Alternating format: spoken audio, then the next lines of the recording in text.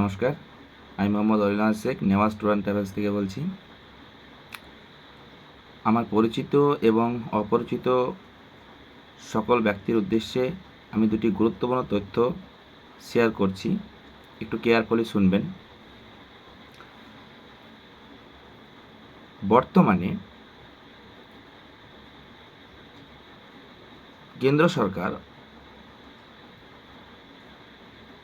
শুধু আধার কার্ড এবং ভোটার কার্ডকে নাগরিকত্বের অধিকার বলে মানতে চাইছে না,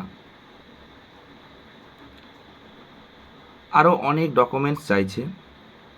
তো আরও অনেক ডকুমেন্টস জোগাড় করতে সবার দম ছুটে যাচ্ছে, এমন একটা ব্যাপার।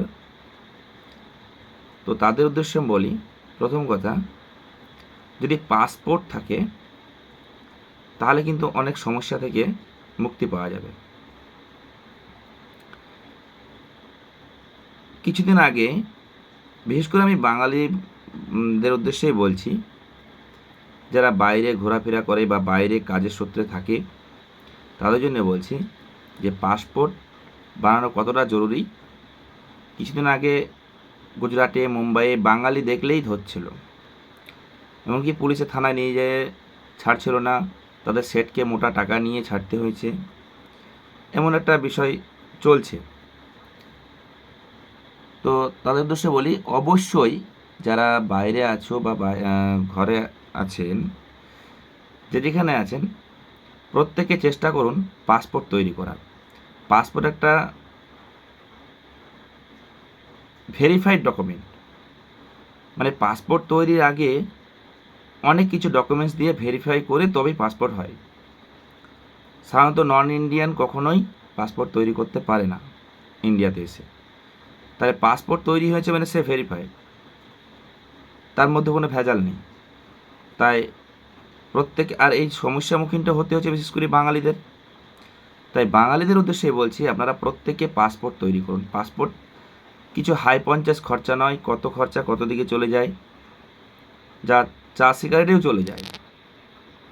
হয়তো 1500 টাকা গভর্নমেন্ট চার্জ, আর আমাদের কাছে করলে 300 টাকা সার্ভিস চার্জ নিয়ে থাকি।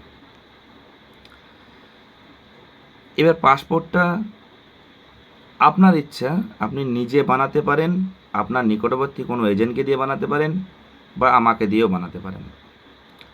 অনেকে ভাববে হয়তো যে এই এজেন্টগুলো নিজেরা বানানোর জন্যে পয়সা ইনকামের একটা তালিকা বের করেছে। মোটেই সেটা নয়। আমার নিজের অনেক কাজ থাকে, এমন দিন যে আমাদের 20-25টা পাসপোর্ট অ্যাপ্লিকেশান আমার ডেলি চলে। তারপর তো ফ্লাইটের কাজ আছেই।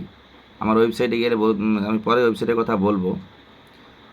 আমি এখন নিজের প্রচার করতে আসিনি, যেহেতু একটা গুরুত্বপূর্ণ তথ্য এটা শেয়ার করতে এসেছি, যে পাসপোর্ট একটা ইম্পর্টেন্ট ডকুমেন্টস। সেটা থাকলে অনেক কিছু ভেরিফাইড থাকবে। যারা বিশেষ করে বাইরে কাজের সূত্রে থাকছেন, তারা অবশ্যই একটা মাস যখন বাড়িতে আসছেন, সময় করে পাসপোর্টটা বানিয়ে নিন। পাসপোর্ট বানাতে কি লাগে? পাসপোর্ট বানাতে অবশ্যই 3টা ডকুমেন্টস লাগবে। অনেকে ভুল ধারণা আছে, তো আমার তো জন্মসাল নেই, জন্ম সার্টিফিকেট নেই, তাহলে আমি কি করে বানাবো? জন্ম সার্টিফিকেট পুলিশ ভেরিফিকেশনে ওরা বলবে আমি পারিনি, আমার বানানো হয়নি। পাসপোর্টে যেটা রুলস আছে, 3টা ডকুমেন্টস, সে আধার, প্যান, ভোটার, 3টা ডকুমেন্টস। হাই স্কুল সার্টিফিকেট থাকলে অবশ্যই স্কুল সার্টিফিকেট অ্যাড করবে, তাহলে সে ভেরিফাইড হয়ে গেল। আর কারোর কেস থাকলে সে অবশ্যই এনওসি নিয়ে আসবে কোর্ট থেকে। তাহলে পাসপোর্ট বানাতে গেলে কী করতে হবে? এই ডকুমেন্টসগুলো আপনাদের রেডি রাখতে হবে। আর নিজের নাম, তার সঙ্গে ডেট অফ বার্থ, এবং তার ডকুমেন্টসে যেন বাবার নামটাও ঠিক থাকে। মানে কোনো জায়গায় যদি বাবার নামটা ঠিক না থাকে, তাহলে কিন্তু ভেরিফিকেশন অফিস থেকে আপনাকে কিন্তু ওটা রিজেক্ট করে দেবে।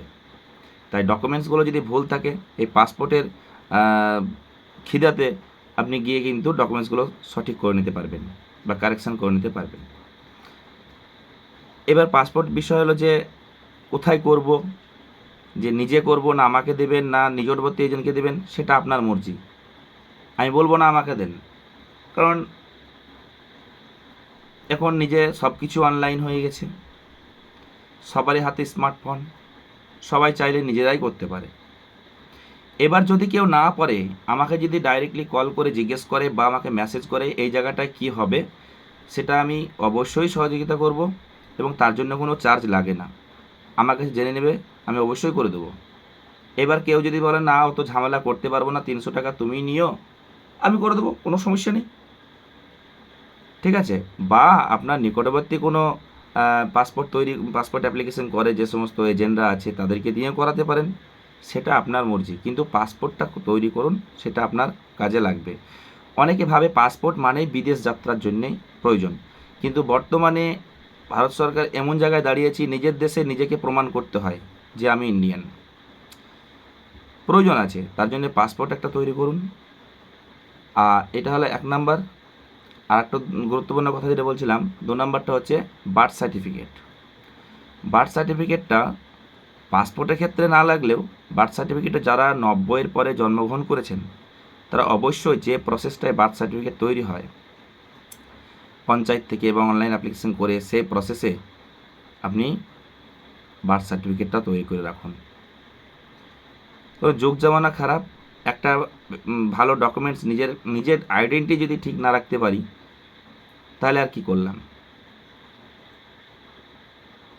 এবার আসি, যদি কোনো ব্যক্তি আমাকে দিয়ে পাসপোর্ট তৈরি করাতে চান, অবশ্যই আমার মেলে ডকুমেন্টস পাঠাবেন। আমি ডকুমেন্টস দেখব, যার ডকুমেন্টস ওকে থাকবে তার হবে, যার ডকুমেন্টস ওকে থাকবে না, কোনো জায়গায় যদি কিঞ্চিত ভুল থাকে আমি বলে দেবো এই জায়গাটা ভুল আছে, এটা কারেকশন করুন। কিভাবে কারেকশন করবেন, কোথায় করবেন, সেটা বলে দেবো।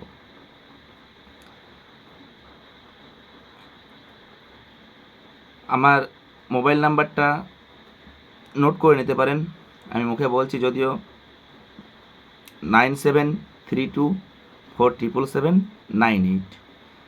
আমার ওয়েবসাইট, যেখানে ফ্লাইট বুক করতে পারেন, অনেকে ফ্লাইট বুক করতে পারেন, আমার ওয়েবসাইটে ভিজিট করতে পারেন www.digotravel.com।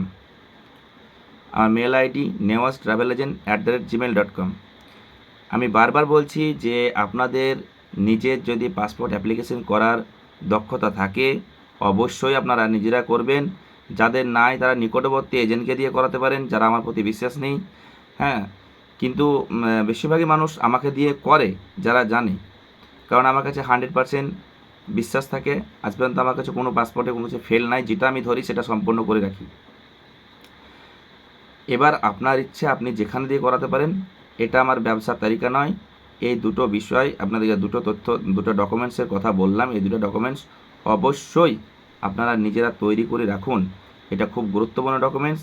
যারা বিশেষ করে বাইরে আছেন তারা হ্যারাসমেন্ট থেকে বাঁচবেন। আর একটা কথা, কারোর সুযোগ হলো মানে আমাদের ইসলামের ক্ষেত্রে বলি, মানে মুসলিম যারা আছে তারা হয়তো কোনো দিন উমরা করতে গেল, হজ না পারলেও উমরাটা করতে যেতেই পারে।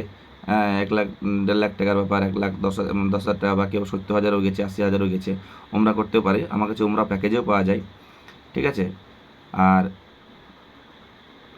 কারো মনে হলো কোম্পানি থেকে, বিভিন্ন কোম্পানিতে জব করে, যে আমি একটু থাইল্যান্ডের একটা ট্যুর প্যাকেজ পেয়েছি, আমাকে যেতে হবে, তো দেখবেন তার পাসপোর্টটা নাই বলে আপনি যেতে পারছেন না। কেউ দুবাইয়ের প্যাকেজ পেয়েছে, পাসপোর্ট নাই, যেতে পারছেন না।